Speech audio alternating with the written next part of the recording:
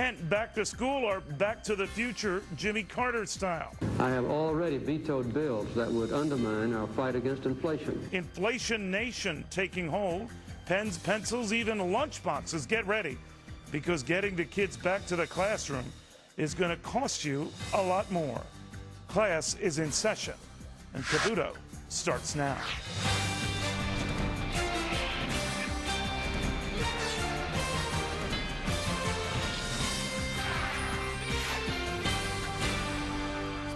Anyway, the rise before the fall, getting to schoolers, getting schooled. Retailers raising prices up, way up, and weighing this whole economy down, way down. Before hitting the books, back to school shoppers hit with hikes. Retailers are facing rising costs. A lot of them are hiking their prices. 10% across the board, we are told. But retail analyst extraordinaire, Faith Hope Consolo, is reading the writing on the chalkboard. She says that inflation is going to put a big dent on retailers beyond just this back-to-school season, and she's been predicting a lot of the problems they're having. So, Faith, what are these guys going to do? Well, they've had to slash prices. The promotions are going to be incredible, and they're depending on some of the new products. But I think what's going to save the retailers is that the inventories are very lean. In other words, they're not going to be caught with a lot of stuff. No, this is not going to be like 3 years ago. That market taught them very well. They are depending on some electronic sales because there's always a new product. As long as they're not HP tablets, by the way. So what's going to be hot?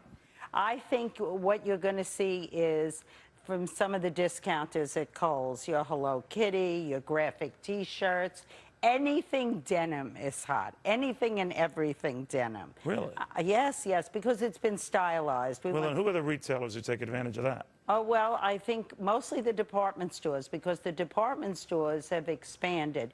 Macy's, Bloomingdale's, Nordstrom have expanded their denim department to include. Is that why Macy's was doing better than expected? Oh, yes, much better. Yeah. Much better, because they really expanded the product line. And they took in all of the vendors. So you're not depending on your brand stores now. You're not depending on your Gap or your Hollister or your A&F.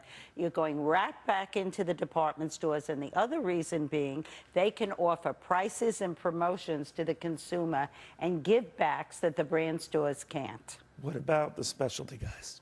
Yeah, the specialty guys are always the ones that get hurt, going up and going down, because you've got the deep discounts, you've got the luxury, the guy in the middle doesn't know where to go.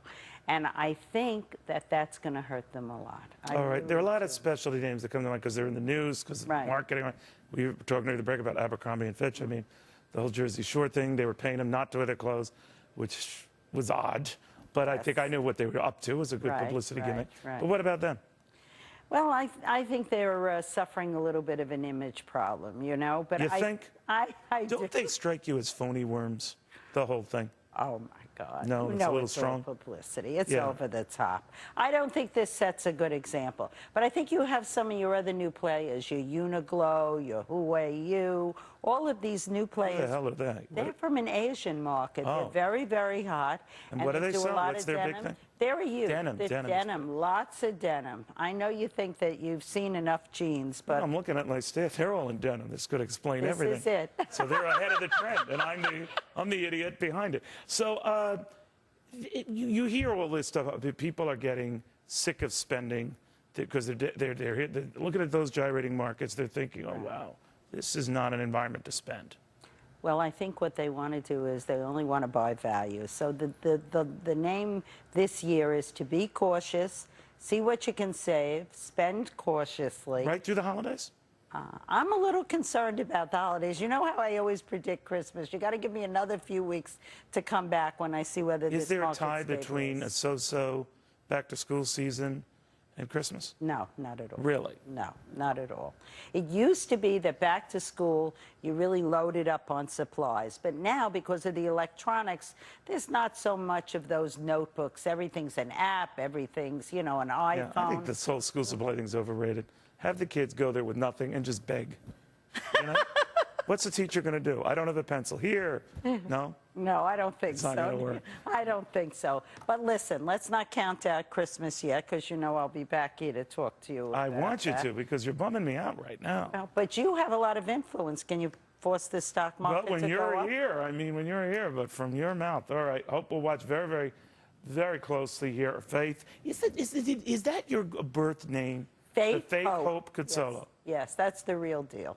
Really? You were born, Really. your parents just said, Faith, Hope, run with it. It's, yes, my mother was very eccentric. You I can like see it. that. No, I like it. So, Well, you won't forget it. no, but you know, Faith, what I worry about is that with a name like this, there's a lot of pressure on you.